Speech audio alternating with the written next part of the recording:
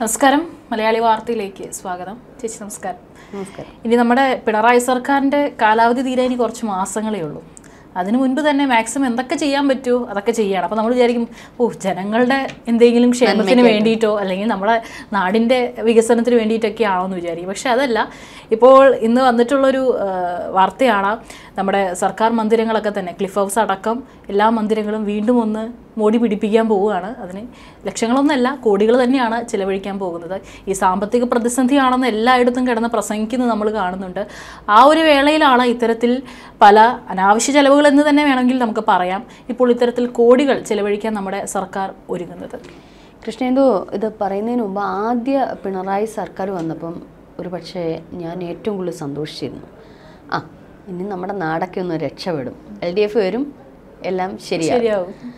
പക്ഷേ ആദ്യത്തെ പിണറായി സർക്കാർ കോവിഡ് വരെയുള്ള ഒരു പക്ഷേ CPM അത് നന്നായി തന്നെ ഉപയോഗിക്കുകയും അവർ വേണ്ടുന്ന രീതി വലിയ കുഴപ്പമില്ലാത്ത രീതിയിലൊക്കെ ഭരണം മുന്നോട്ട് പോയിരുന്നു. പക്ഷേ രണ്ടാം പിണറായി സർക്കാരിൻ്റെ കാലത്താണ് ഇത്രയേറെ എന്താ പറയുക ധൂർത്ത് കാണാൻ സാധിച്ചത്. ആദ്യ പിണറായി സർക്കാരിൻ്റെ കാലത്ത് അവർക്ക് രണ്ടാമതും കൂടെ കയറി വരണം എന്നുള്ളൊരു ആഗ്രഹമായിരിക്കാം, അല്ലെങ്കിൽ നന്നായിട്ട് ഭരണം നടത്തിയില്ല എന്നുണ്ടെങ്കിൽ അത് അവർക്ക് അടുത്തൊരു മന്ത്രിസഭ കിട്ടില്ല, അല്ലെങ്കിൽ അടുത്തൊരു ഭരണം അവർക്ക് നഷ്ടമാകും എന്നുള്ള തരത്തിലായിരിക്കും കുറേയൊക്കെ ചെയ്തത്. അതിലും പാകപ്പിഴകളുണ്ട്, ഇല്ലയെന്ന് പറയുന്നില്ല. പക്ഷേ എന്നാലും രണ്ടാം പിണറായി സർക്കാർ സത്യം പറഞ്ഞ ജനം വെറുത്തുപോയി എന്ന് തന്നെ പറയാം. കാരണം ധൂർത്തിൻ്റെ അങ്ങേയറ്റമാണ്, കടത്തിൻ്റെ അങ്ങേയറ്റം. ഇപ്പോൾ ഓണം പോലും സർക്കാർ ജീവനക്കാർക്ക് ബോണസ് കിട്ടിയോ എന്നുള്ളത് അറിഞ്ഞൂടാ, അതവിടെ നിൽക്കട്ടെ. 3000 കോടി രൂപയാണ് കടമെടുത്തിരിക്കുന്നത്. ഈ ഒരു ഓണം കാണം വിറ്റും ഓണം ഉണ്ണണമെന്ന് പറഞ്ഞത് ഇപ്പം ഈ കേരള സർക്കാർ കാണമല്ല എല്ലാം വിറ്റ് കടവും എടുത്ത് അതും കഴിഞ്ഞ് ഇനി ഈ 3000 കോടി കരഞ്ഞും നിലപിടിച്ചുമൊക്കെയാണ് ഈ കടമെടുത്തത്. 3000 കോടിയാണ് ഓണത്തിന് ഈ ചെലവഴിക്കുന്നത്. കാരണം എങ്ങനെയും അവർക്ക് നിലനിൽക്കണം. മാത്രമല്ല ഇനി ഇവർ വരുമോ എന്നുള്ളത് ഒരു 50-50 ചാൻസിൽ നിൽക്കുകയാണ്. അപ്പം ചാൻസ് പോയി കഴിഞ്ഞാൽ വരുന്ന ആളിനെ മൊത്തത്തിൽ സംസ്ഥാനത്തെ അങ്ങ് നടുവൊടിച്ചിട്ട് കഴിഞ്ഞാൽ ഒന്ന് എഴുന്നേക്കാൻ ഇത്തിരി പാടുപെടും. അത് കോൺഗ്രസ് ആണെങ്കിലും BJP ആണെങ്കിലും ഇത്തിരി പാടുപെടും ഇനി. കാരണം അത്രത്തോളം കടക്കണിയിലാണ് ഇപ്പോൾ കേരളം. അതിന് ഒരുപാട് കാര്യങ്ങൾ നമ്മുടെ മുന്നിലുണ്ട്. ഇപ്പോൾ എന്തായാലും കടമെടുത്തിരിക്കണം. നമുക്കറിയാം ക്ലിഫ് ഹൗസിൻ്റെ പുനരുദ്ധാരണം. അതിന് മുമ്പ് ക്ലിഫ് ഹൗസിനെ എനിക്കൊന്ന് കരുണാകരൻ്റെ കാലഘട്ടത്തിലൊക്കെ ഇത്തരത്തിലുള്ള ചെറിയ നവീകരണം, അന്ന് 11 ലക്ഷമോ 12 ലക്ഷമൊക്കെ രൂപയുടെ നവീകരണ ഇത് വന്നപ്പോഴത്തേക്കും അന്ന് വലിയ അന്വേഷണം വരെ വന്നിരുന്നു, ഭയങ്കര. പിന്നെ ഉമ്മൻചാണ്ടിയുടെ കാലത്താണെന്ന് തോന്നുന്നു ഇത്തരത്തിലുള്ള ഒരു ക്ലിഫ് ഹൗസിൻ്റെ നവീകരണം ആയിട്ട് ബന്ധപ്പെട്ട് പ്രശ്നങ്ങളൊക്കെ വന്നത്.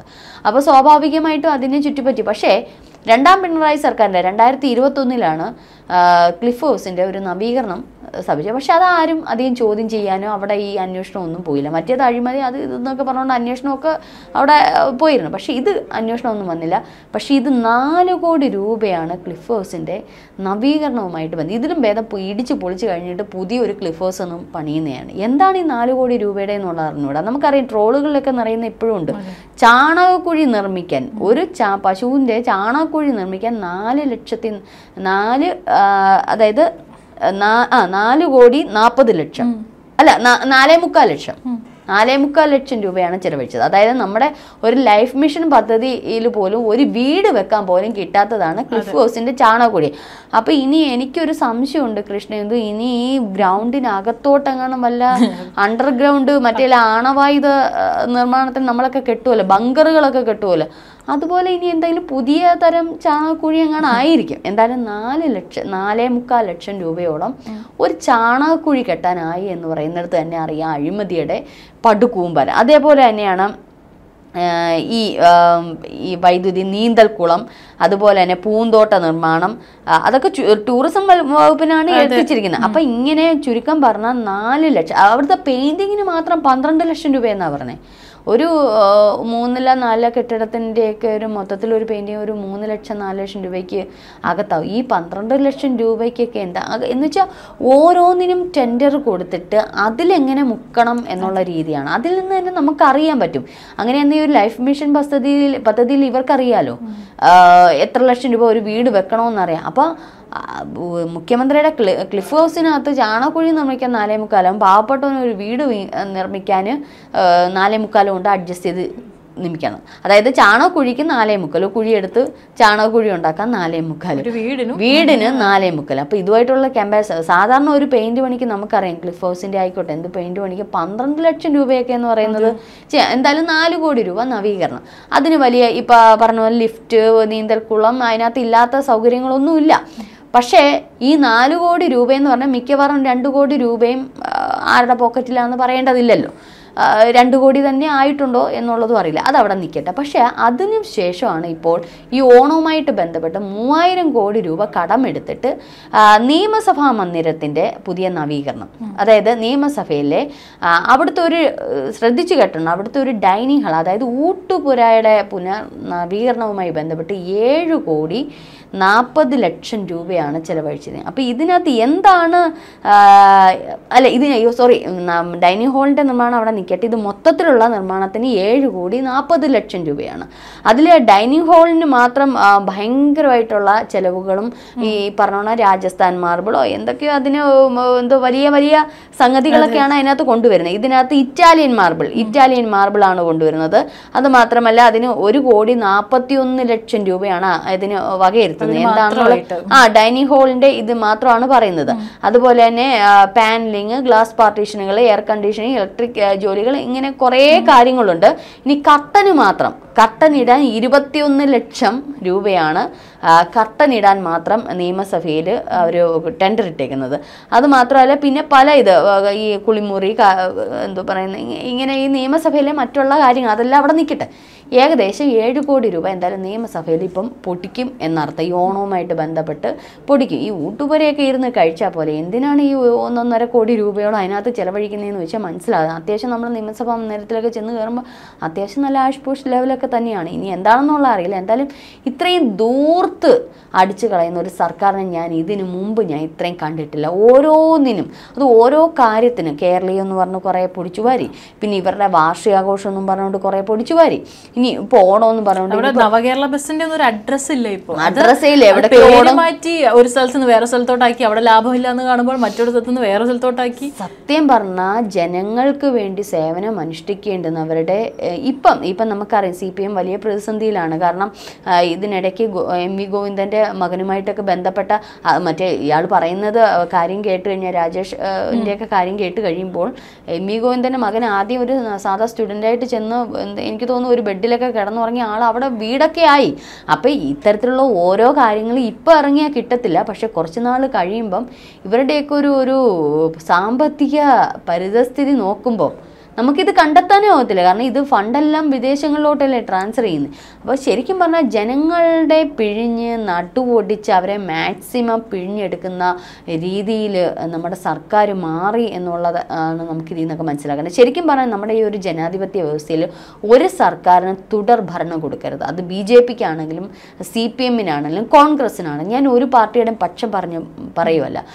കാരണം ഒരു ജനാധിപത്യ വ്യവസ്ഥയിൽ നിൽക്കുന്ന നമ്മുടെ രാജ്യത്ത് ഒരു പാർട്ടിക്ക് തുടർ ഭരണം കൊടുത്തു കഴിഞ്ഞോ രണ്ടാം ഭാഗത്തോ മൂന്നാം ഭാഗത്തോ എത്തുമ്പോൾ എങ്ങനെ ജനത്തെ പിഴിഞ്ഞെടുക്കാം മാക്സിമം. എന്തായാലും എന്തെങ്കിലുമൊക്കെ ഇവർക്കൊരു ഇത് കിട്ടിക്കഴിഞ്ഞാൽ പിന്നെ ജനത്തിൻ്റെ ഒരു വെറുപ്പ് സമ്പാദിച്ചു കഴിഞ്ഞാൽ പിന്നെ ഇവർക്കറിയാം ഇനി ഞങ്ങൾക്ക് കിട്ടാം, എന്നാൽ പിന്നെ കിട്ടിയതും കൊണ്ട് നമുക്ക് എങ്ങനെ പിഴിഞ്ഞെടുത്താൽ ഞങ്ങളുടെ ഇത് നോക്കണം എന്നുള്ള ലക്ഷ്യമേ ഇവർക്കുള്ളൂ. ഒരു പക്ഷേ ഇതിനകത്ത് അനുഭാവികളായിട്ടുള്ള അണികളായിട്ടുള്ള വ്യക്തികളെ ഒന്നും നമുക്കൊന്നും പറയാൻ പറ്റില്ല. ഇപ്പം CPM പാർട്ടിയെ നമ്മൾ നോക്കുകയാണെങ്കിൽ ഒരു പക്ഷേ അതിൻ്റെ ആദർശം, കമ്മ്യൂണിസ്റ്റ് പ്രസ്ഥാനത്തോടുള്ള ആദർശമൊക്കെ ആയിട്ട് പേറി ഇന്നും സത്യസന്ധരായിട്ടുള്ള അല്ലെങ്കിൽ ആ ഒരു ആദർശത്തിൽ തന്നെ ജീവിക്കുന്ന ഒരുപാട് സഖാക്കളെ എനിക്കും നേരിട്ടറിയാം. അവരതിൽ നിന്നും അങ്ങോട്ടോ ഇങ്ങോട്ടോ മാറത്തില്ല. പക്ഷേ ഈ ഭരിക്കുന്നവർ അല്ലെങ്കിൽ ഇവരുടെ നേതൃത്വ നിരയിലുള്ളവർ ആണ് ഈ പ്രസ്ഥാനത്തെ ഇത്തരത്തിൽ, അത് ഏതൊരു കോൺഗ്രസ് പാർട്ടി ആണെങ്കിലും BJPക്കാണെങ്കിലും എല്ലാ പാർട്ടിയിലും ഇത്തരത്തിലുള്ള കാര്യങ്ങളുണ്ട്. അപ്പോൾ ഇവർ ഈ ഒരു നേതൃനിരയിൽ എത്തുന്നവരാണ് സത്യം പറഞ്ഞാൽ ഈ ഒരു നമ്മുടെ സംസ്ഥാനത്തെ, നമ്മുടെ രാജ്യത്തെ തന്നെ മുടിപ്പിക്കുന്ന തരത്തിലേക്ക് എത്തുന്നത്. അപ്പോൾ ഒരിക്കലും ഒരു തുടർഭരണം കൊടുക്കരുതെന്നാണ് ഇതിൽ നിന്ന് ഞാൻ മനസ്സിലാക്കിയിട്ടുള്ളത്. കാരണം ഏറ്റവും കൂടുതൽ രണ്ടാം പിണറായി സർക്കാരിൻ്റെ കാലഘട്ടം 2021 ആ ക്ലിഫ് ഹൗസിൻ്റെ നവീകരണം എന്താണ് അദ്ദേഹം കാണിക്കുന്നതെന്ന് വെച്ചാൽ അറിയില്ല. ഒരു ഇപ്പോൾ പിണറായി വിജയൻ ആദ്യത്തെ ഒരു ഇത് വന്നപ്പോൾ എല്ലാവർക്കും ഒരു ആവേശവും ഇതൊക്കെയാണ്. പക്ഷേ അദ്ദേഹത്തിൻ്റെ പിന്നുള്ള ഭാവം ഭാവങ്ങൾ, പിന്നുള്ള പ്രകടനങ്ങൾ ഒരു പക്ഷേ ഒരു കൊച്ചുകുട്ടിക്ക് പോലും അക്സെപ്റ്റ് ചെയ്യാൻ പറ്റാത്ത രീതിയിലേക്ക് മാറി. അവരുടെ ഓരോ കാര്യങ്ങൾ, ഇപ്പോൾ കോട്ടയം മെഡിക്കൽ കോളേജിൻ്റെ വിഷയം ഒക്കെ വന്നപ്പോൾ എന്താണ്, ആരാണ് രാജിവെച്ചതൊന്നുമില്ല. ഇവർ പ്രതിപക്ഷത്തിന് എന്ത് കിട്ടായിരിക്കുന്നു അവരെ അടിച്ചൊടിച്ച് അടുത്ത് എങ്ങനെ വരണമെന്ന് ആലോചിച്ചുകൊണ്ടിരിക്കുക. ഇപ്പം ഇത് തന്നെ ഇപ്പം എല്ലാവരും രാഹുലിൻ്റെ പുറകെ പോയിരിക്കുകയാണ്. പെൺവിഷയവും ഈ പറഞ്ഞ ലീലാവിലാസങ്ങളും പീഡനവും ഗർഭഛിദ്രവും ഇതിൻ്റെ പുറകെ. പക്ഷേ ഒരു മാധ്യമങ്ങൾ പോലും ഇതൊന്നും എടുത്ത് അലക്കുന്നില്ല. ഓണമാണ് വരുന്നത്. ഒരു കിറ്റിനകത്ത് 13 ഐറ്റംസ് ഉണ്ടെന്ന് പറയുന്നത് കേട്ടു. ഈ 13 ഐറ്റംസിന് 540, എനിക്ക് കൃത്യമായിട്ടുള്ള ഇത്രയും കുറവിലാണ് അവർ കൊടുക്കുന്നത്. അപ്പം ഇപ്പം സപ്ലൈകോയിലൊക്കെ ഈ ഓണത്തിന് ഇത് കഴിഞ്ഞു കഴിഞ്ഞാൽ റേഷൻ കടയിലോ സപ്ലൈകോയിലോ ചെന്നാൽ ഒറ്റ സാധനം സാധാരണക്കാർക്ക് കിട്ടത്തില്ല. കാരണം അരി പോലും കിട്ടാത്ത സന്ദർഭങ്ങളിലേക്ക് പോയിക്കൊണ്ട് ഒരു സാധനം ഇവർ ഈ പറയുന്ന നോർമലായിട്ട് പയറ്, പിന്നെ അങ്ങനെയുള്ള ധാന്യങ്ങൾ, ഇങ്ങനെ കുറച്ച് സാധനങ്ങളൊക്കെ ഉണ്ട്. ഒരെണ്ണം പഞ്ചസാര, ഇങ്ങനെയുള്ള ഒരു സാധനം പിന്നെ ഈ ഓണം കഴിഞ്ഞാൽ കിട്ടത്തില്ല. ഇനിയിപ്പോൾ തദ്ദേശ തെരഞ്ഞെടുപ്പ് വരിക. ഇതിനോട് അടുപ്പിച്ച് സ്വാഭാവികമായിട്ട് കഴിഞ്ഞ കോവിഡ് കിറ്റ് നൽകിയായിരുന്നു മലയാളികളെ പറ്റിച്ചത്. ഇത്തവണ ഓണം കിറ്റ്, പിന്നെ ക്ഷേമ പെൻഷൻ, ഇങ്ങനെ കുറച്ച് കാര്യങ്ങൾ ഇപ്പം കൊടുത്തു കഴിയുമ്പോൾ മലയാളികൾ മറക്കും. മലയാളികളുടെ ഈ മറവി എന്ന് പറയുന്ന ഒരു പൊതു സ്വഭാവമാണ് പല പാർട്ടികളെയും ജയിപ്പിച്ചു വിടുന്നത്. ഇനിയിപ്പോൾ അടുത്ത തദ്ദേശ തെരഞ്ഞെടുപ്പ് വരുമ്പോൾ തദ്ദേശ തെരഞ്ഞെടുപ്പ് നമുക്കറിയാം സ്വാഭാവികമായിട്ട് താഴേക്കിടയിലുള്ള അടിത്തട്ടിൽ നിന്നുള്ള പ്രവർത്തനങ്ങളാണ്. അപ്പോൾ അടിത്തട്ടിൽ സാധാരണ വ്യക്തികൾ ചിന്തിക്കുന്നത് ഞങ്ങൾക്ക് ഓണത്തിന് കിറ്റ് കിട്ടുമോ, ആ കിറ്റിനകത്ത് സന്തോഷമുള്ള സംഗതികളുണ്ട്. പിന്നെ ഇതിനകത്ത് ഇച്ചിരി സ്വീറ്റ്സും കൂടെ എടുത്ത് വെക്കും നമ്മുടെ മുഖ്യമന്ത്രി. അതിൽ കുട്ടികളും വീഴും, മുതിർന്നവരും വീഴും. അപ്പോൾ ആ ഒരു കിറ്റ് എന്ന് പറയുന്ന സമ്മാനം എന്ന് പറയുന്നത് എല്ലാവർക്കും ഭയങ്കര ഇതാണ്. അതിൽ ആൾക്കാർ വീഴും. അടുത്ത ക്ഷേമ പെൻഷൻ, അയ്യോ കിട്ടി, അപ്പോൾ ഓണം സന്തോഷമായിട്ട് ഈ ഓണം ഉണ്ട് തൃപ്തി അടങ്ങിയിരിക്കുമ്പോൾ അടുത്ത തദ്ദേശ തെരഞ്ഞെടുപ്പ് നേരെ ചെന്ന് കുത്തും. ഇതാണ് സംഭവിക്കുന്നത്. അപ്പോൾ ഇത് കൃത്യമായിട്ട് രാഷ്ട്രീയ പാർട്ടിക്കാർക്ക് അറിയാം ഇതെങ്ങനെ നിൽക്കണമെന്നുള്ളത്. അതുകൊണ്ട് അത് പ്രത്യേകിച്ച് CPM-ന് നന്നായിട്ട് അറിയാം എങ്ങനെയാണ് മലയാളികളെ വശത്താക്കേണ്ടതെന്നുള്ള. ഇതൊന്ന് കഴിയട്ടെ, പിന്നെ കട്ടക്ക് പുറത്തുനിന്നുള്ള ഒരു നിലപാടിലായിരിക്കും എല്ലാ പാർട്ടികളും. പിന്നെ കടന്ന് മനുഷ്യനെ അനുഭവിക്കുകയാണ്. ഏറ്റവും കൂടുതൽ ടാക്സ് എവിടെയാണ്, ആരാണ് അടയ്ക്കുന്നത്? നമ്മുടെ കേരളത്തിൽ മലയാളികളാണ് അടയ്ക്കുന്നത്. പിന്നെ മനുഷ്യനെ എന്താ പറയുന്നത്, പെട്രോൾ മുതൽ ഉപ്പ് തൊട്ട് കർപ്പൂരം വരെ ടാക്സ് അടച്ച് നടുപൊടിഞ്ഞ് പണ്ടാരം അടങ്ങിയ ഇതൊന്ന് താഴെ ഇറങ്ങണേന്ന് പ്രാർത്ഥിച്ചുകൊണ്ടിരിക്കുക. അവസാനം വീണ്ടും ഒരു കിറ്റുമായിട്ട് വരും, മലയാളികൾ വീഴും. ഇത് നടന്നുകൊണ്ടിരിക്കും. ഇതിനൊരു മാറ്റം സംഭവിക്കണം. നമ്മൾ ഒരു വോട്ട് ചെയ്യുമ്പോൾ, പണ്ട് കാലങ്ങളിലൊക്കെ ഞാൻ ആദ്യ സമയത്തൊക്കെ വോട്ട് ചെയ്യുമ്പോൾ, അന്നൊക്കെ നമ്മൾ കുറച്ചുകൂടെ ചെറുപ്പമാകുമ്പോൾ നമുക്കൊരു ആദർശമുണ്ട്. നമ്മൾ വ്യക്തിയെ നോക്കി വോട്ട് ചെയ്യും, പാർട്ടിയെ നോക്കി വോട്ട് ചെയ്യരുത്. കാരണം എലക്ഷൻ വരുമ്പം ഒരു 150 പേരാണെന്നുണ്ടെങ്കിൽ ഇപ്പുറത്തെ ഭാഗത്ത് ഇപ്പോൾ കോൺഗ്രസ് പാർട്ടി അനുഭാവികൾ ഒരു 40 പേര്, 150 പേരുടെ കണക്ക് നമുക്കെടുക്കാം. കോൺഗ്രസ് പാർട്ടി അല്ലെങ്കിൽ 150 പേരുടെ കണക്ക്, ഒരു കോൺഗ്രസ് പാർട്ടി അനുഭാവികൾ 50 പേരാണെന്നുണ്ടെങ്കിൽ കമ്മ്യൂണിസ്റ്റ് പാർട്ടി അനുഭാവികൾ 50. ബാക്കി നിഷ്പക്ഷമായിട്ട് നിൽക്കുന്ന ഈ 50 പേരുടെ വോട്ടാണ് അങ്ങോട്ടോ ഇങ്ങോട്ടോ എന്നുള്ള രീതിയിൽ ഈ പറയുന്നത് പോലെ ഇലക്ഷൻ ജയിക്കുന്നത്. ബാക്കിയെല്ലാം പാർട്ടി അനുഭാവികളാണ്. ഞാൻ പറയുന്നത് പാർട്ടി വേറെ, നമ്മുടെ ഭരണം വേറെ. വോട്ട് ചെയ്യുമ്പോൾ നമ്മൾ ഓരോ വ്യക്തികളെ നോക്കണം, അല്ലെങ്കിൽ എന്തൊക്കെ നമുക്ക് ചെയ്ത് തരുമെന്നുള്ളത് സ്ട്രോങ് ആണോ പേഴ്സൺ നോക്കണം, സത്യമാണോ, ആദർശമുണ്ടോ എന്ന് ഓരോ നേതാക്കന്മാരെയും വിലയിരുത്തുമ്പോൾ ഒരു പക്ഷേ നമുക്ക് നല്ലൊരു ഭരണസ്ഥിതി മാത്രമല്ല ഈ പറയുന്ന തെരഞ്ഞെടുത്ത് വിടുന്നവർ, അത് കോൺഗ്രസ് ആയിക്കോട്ടെ, BJP ആയിക്കോട്ടെ, കമ്മ്യൂണിസ്റ്റ് ആയിക്കോട്ടെ, തെരഞ്ഞെടുത്ത് വിടുന്നവർ നല്ലൊരു ഭരണം കാഴ്ചവെക്കാൻ അവർക്ക് പറ്റും. അപ്പോൾ അങ്ങനെയുള്ളവരുടെ ഒരു ഗ്രൂപ്പ് ആയിരിക്കുമല്ലോ ഒരു വർഷത്തെ ഭരണത്ത് സ്ഥാനം പിടിക്കുന്നത്. അത് തീർച്ചയായിട്ടും നല്ലൊരു ടോപ്പ് ലീഡർഷിപ്പിൽ അവർക്ക് മുൻപോട്ട് പോകാൻ സാധിക്കും. അപ്പോൾ ഇനിയെങ്കിലും എനിക്ക് മലയാളികളോട്, ഈ കാണുന്ന പ്രേക്ഷകരോട് പറയാനുള്ളത്, നിങ്ങൾ വ്യക്തികളെ നോക്കി വോട്ട് ചെയ്യുക. നിങ്ങൾക്ക് എങ്ങനെയാണ്, അല്ലെ ഒരു പാർട്ടി ഇതായിട്ട്, നമുക്ക് എല്ലാവർക്കും പാർട്ടിയുണ്ട്, പക്ഷേ ഈ പ്രത്യേകിച്ച് തദ്ദേശ തെരഞ്ഞെടുപ്പ് നിങ്ങളുടെ ചുറ്റുവട്ടത്ത് നിങ്ങൾക്ക് ആ വ്യക്തി എന്തൊക്കെ ചെയ്യും, ഒരു സ്ട്രോങ് പേഴ്സൺ ആണോ, നിങ്ങൾ ഒരിക്കലും പാർട്ടിയെ നോക്കി, തദ്ദേശ തെരഞ്ഞെടുപ്പാണ് ഏറ്റവും പ്രധാനപ്പെട്ട ഒന്ന്. അപ്പോൾ അത് നോക്കി ചെയ്തു കഴിഞ്ഞാൽ തീർച്ചയായിട്ടും നമ്മുടെ സംസ്ഥാനം, ഇതിൽ നിന്നാണല്ലോ അടുത്ത നിയമസഭ തെരഞ്ഞെടുപ്പ് പോകുന്നത്, നമ്മുടെ സംസ്ഥാനത്തിന് ഒരു നല്ലൊരു ഭരണമാറ്റം അല്ലെങ്കിൽ നല്ലൊരു ലീഡർഷിപ്പ് പാർട്ടി വരും.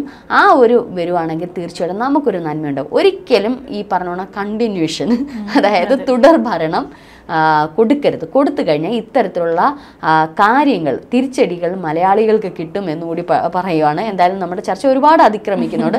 ഏതായാലും 7.25 കോടി രൂപ നിയമസഭാ മന്ദിരത്തിൻ്റെ നവീകരണത്തിന് വേണ്ടി ഉപയോഗിക്കുക. അല്ലെ ഡൈനിങ് ഹാളിൻ്റെയൊക്കെ ഇത് കേട്ടപ്പോൾ തന്നെ ഞാൻ ഞെട്ടിപ്പോയി. അപ്പോൾ ഇറ്റാലിയൻ മാർബിളൊക്കെ കൊണ്ടുവന്നിട്ട് ഈ പറയുന്നോണം അവിടെ കൊണ്ടുവന്ന് ബെഞ്ചും പിടിച്ച് തല്ലും ഉണ്ടാക്കി എല്ലാം നശിപ്പിച്ച് വരാനല്ലേ. അപ്പം ഈ പറഞ്ഞതുപോലെ പോലെ ഹൈ കോസ്റ്റ് സംഗതികളൊന്നും ഇടാതെ തല്ലുംപിടിയൊക്കെ ഉണ്ടാക്കാൻ കുറച്ച് ലോ കോസ്റ്റ് ഇട്ട് കഴിഞ്ഞാൽ വീണ്ടും വീണ്ടും ഇവർക്ക് വാങ്ങിക്കാം. അത്രേ എനിക്കിതിൽ പറയാനുള്ളത്. എന്തായാലും എപ്പോഴും നല്ല നിയമസഭാ മന്ദിരം എന്നൊക്കെ പറഞ്ഞാൽ നമ്മുടെ കേരളത്തിൻ്റെ ഒരു പൊതുസ്ഥത. പക്ഷേ അതിന് ഇത്രത്തോളം വേണോ? ഈ ഒരു കടക്കടിയിൽ നിൽക്കുന്ന ഈ ഒരു അവസാന നിമിഷത്തിലെങ്കിലും ഒന്ന് നന്നായിക്കൂടെ, ഒന്ന് ഒതുങ്ങിക്കൂടെ എന്നേ എനിക്ക് സർക്കാരിനോട് ചോദിക്കാവുള്ളൂ.